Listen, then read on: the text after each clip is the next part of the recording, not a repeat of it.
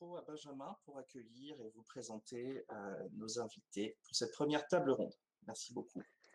Merci Guillaume, bonjour à tous également. Un grand merci d'avoir répondu présent pour notre anniversaire, pour cet événement virtuel et convivial. Donc on a la chance aujourd'hui d'avoir deux invités de marque. Édouard Beaucourt, que je suis sûr un grand nombre d'entre vous connaissent, qui est Country Manager France-Suisse chez Tableau Software, et également Area Vice President. Et Eric Foucault de Salesforce, Regional Vice President en charge des partenariats, donc tout ce qui est alliance et channel. Eric, la première question est pour toi. Est-ce que tu peux nous expliquer en quelques phrases comment Tableau et Salesforce ont répondu à la crise qu'on a tous traversée? Quelles ont été vos priorités pendant cette période? Alors, ton micro est coupé, Eric. Il faut juste cliquer. Yes, parfait. C'est le direct, c'est magnifique. D'abord, bonjour à tous et merci pour cette invitation. C'est pour Salesforce, comme beaucoup de sociétés et la majorité, ça a été un souci de santé pour les employés et pour tout le monde. Et la mise au travail à distance de tous nos employés, s'assurer que tout allait bien pour eux et que tout allait bien fonctionner chez eux à distance, y compris avec tout ce qu'on a appris par la suite, parce qu'il faut rester très humble. C'était une situation inédite et on a appris beaucoup de choses.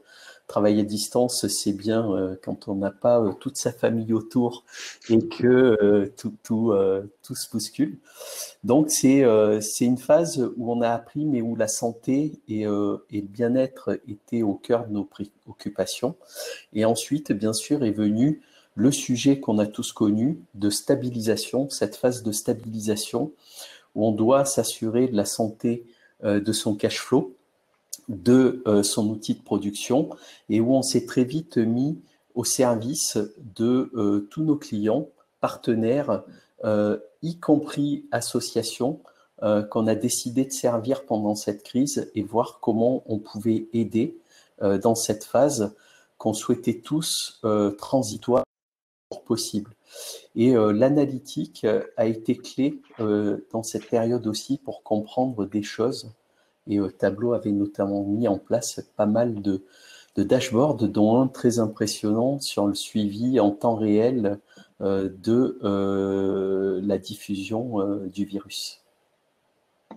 Oui, et c'est vrai que on a été face à une situation, comme tu le disais, complètement inédite. Donc, comment est-ce qu'on réagit face à une situation que personne n'a jamais connue? On essaye d'acquérir de l'information en entreprise et pas qu'en entreprise aujourd'hui. L'information, ça se construit avec de la donnée. Donc, Édouard, pour ta part, est-ce que tu peux nous en dire un peu plus sur, dans ce contexte de crise, de confinement, le rôle que la data a pu jouer? Écoute, déjà, en tant qu'individu, j'étais ravi sur un point au moins. J'avais jamais vu autant de data visualisation ou d'interprétation visuelle des données que dans cette période-là. C'était malheureusement un petit peu dommage que ça arrive dans ce moment-là. Les médias ont beaucoup utilisé pour essayer rapidement de faire comprendre aux gens des points de vue. Alors d'ailleurs, tout n'était pas toujours très parlant et on soulignait aussi l'objectif impérieux d'avoir une qualité de données ou avoir des éléments comparables et de mélanger des choux et des choux et des carottes comme impératif majeur. Ensuite, en ce qui concerne l'entreprise, nous déjà, et on pense pas être totalement mal équipés, mais on a vécu une réalité différente, une réalité de travail à distance, une réalité où les réflexes ne sont plus les mêmes. Et un des éléments qu'on a pu découvrir chez Tableau, au sein de Tableau, c'est finalement dans une entreprise qui déjà fait la promotion en interne d'une certaine autonomie sur des données gouvernées, il y a des gens qui allaient beaucoup plus loin dans la demande d'autonomie. Et donc, j'en profite pour faire la petite promotion des rôles vus par Tableau, mais c'est vrai que beaucoup de gens avaient de plus en plus besoin ou envie d'être ou des créateurs ou des exploreurs et pas uniquement des visualisateurs très guidés et très filtrés, parce que les petits réflexes de la vie quotidienne en entreprise et en bureau étaient plus compliqués à distance et donc ils voulaient plus d'autonomie. Ensuite, voilà, il a fallu qu'on s'adapte par rapport à ça et qu'on réagisse. Et on a été, nous aussi, comme beaucoup de nos clients, dans le fait de devoir rapidement faire un statut sur quel est l'impact court terme, quels sont les impacts moyen terme et d'être très vite sûr de nos données.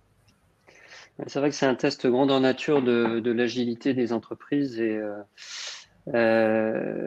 oui, c'était l'occasion de valider voilà, dans quelle mesure le self-service permet de rapidement s'adapter à un contexte nouveau.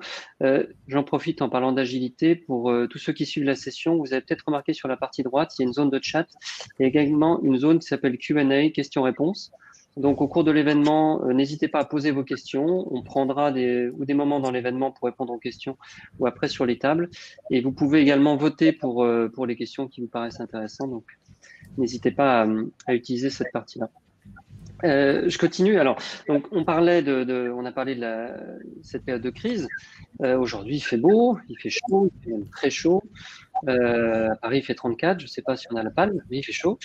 Donc, c'est le déconfinement et l'enjeu maintenant, c'est la réouverture progressive pour aller vers un nouveau normal. On ne sait pas encore ce qui sera, quand est-ce qu'il adviendra. Les priorités, néanmoins, changent. Et donc, question pour toi, Eric, quelles sont selon toi ces nouvelles priorités pour les entreprises? Et surtout, comment est-ce qu'on va réussir la réouverture progressive des entreprises?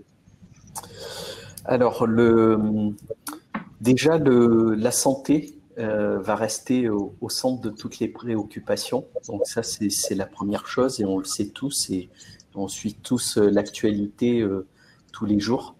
Ce qui va être important, c'est ces deux phases qu'on voit qui vont être l'accompagnement à la réouverture et au retour au bureau des employés, suivant une stratégie qui sera échelonnée pour chaque entreprise.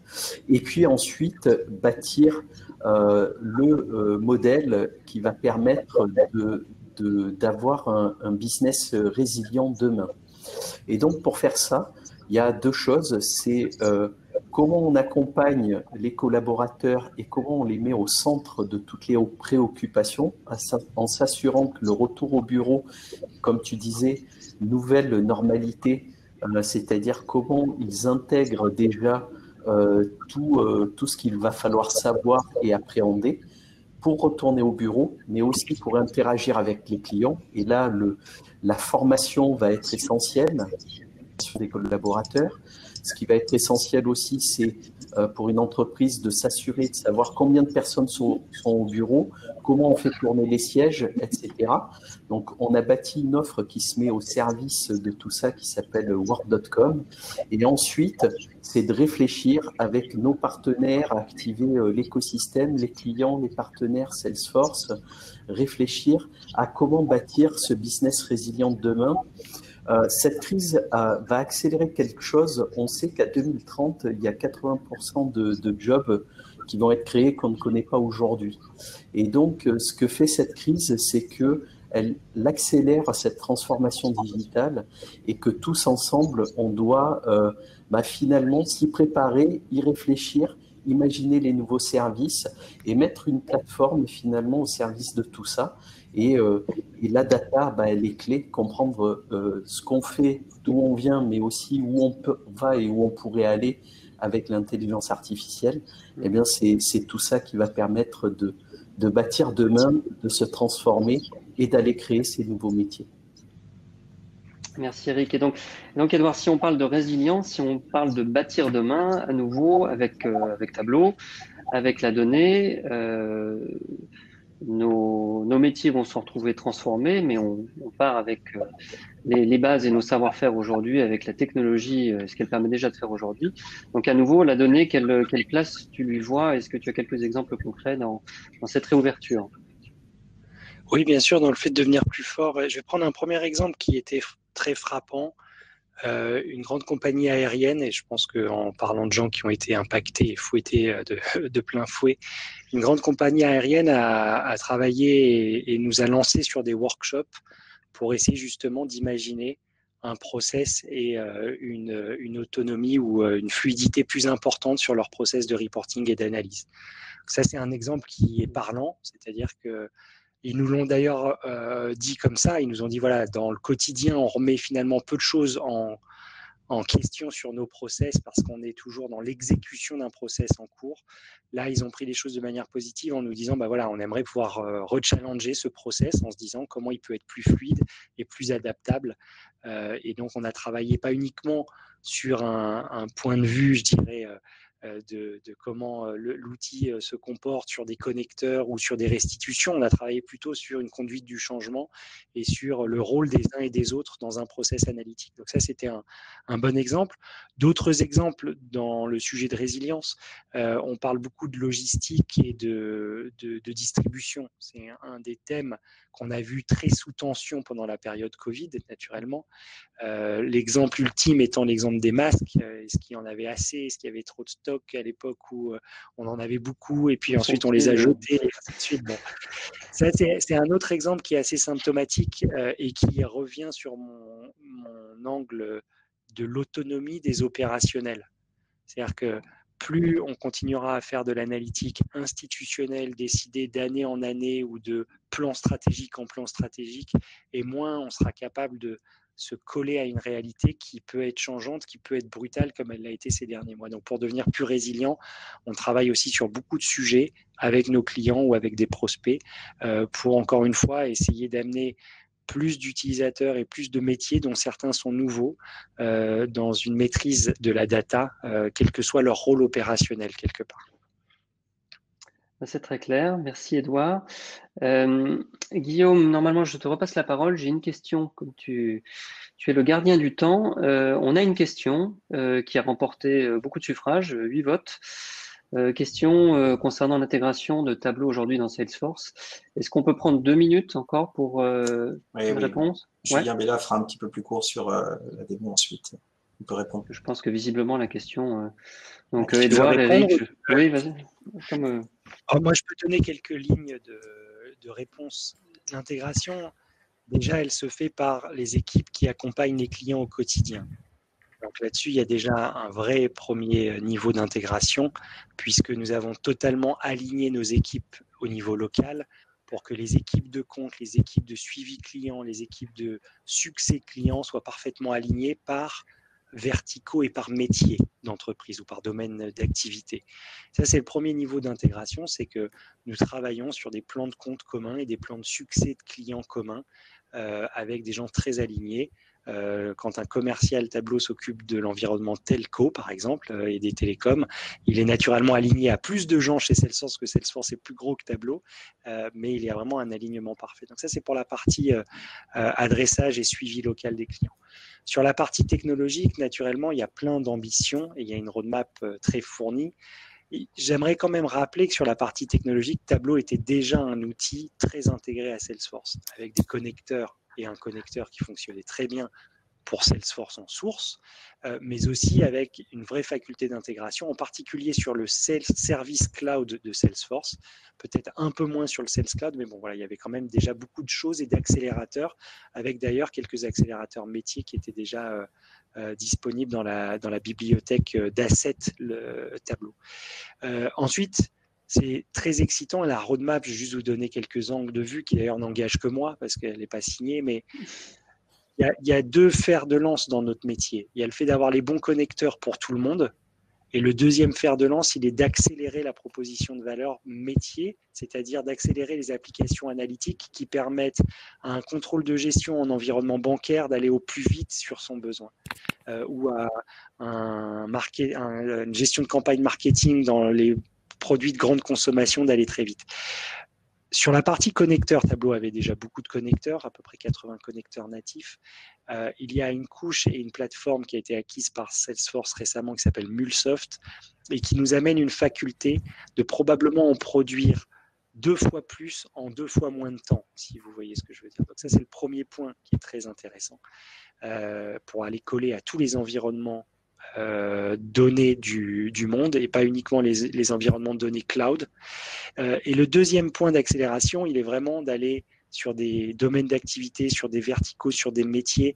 Vous avez peut-être vu une récente acquisition de Salesforce avec la compagnie Velocity qui amène vraiment Salesforce dans un positionnement de plus en plus verticalisé sur des offres par domaine d'activité et par métier. Et donc ça, c'est le deuxième aspect sur lequel on espère bien accélérer avec Salesforce et dans lequel beaucoup de choses arrivent dans la roadmap. Et avec un petit point également très intéressant, c'est vous n'êtes pas sans savoir qu'il y avait une offre dans Salesforce, dans la plateforme Salesforce qui s'appelait Einstein Analytics et qui regorgeait d'éléments d'intelligence artificielle et de machine learning que Tableau n'avait pas, avec des algorithmes très puissants.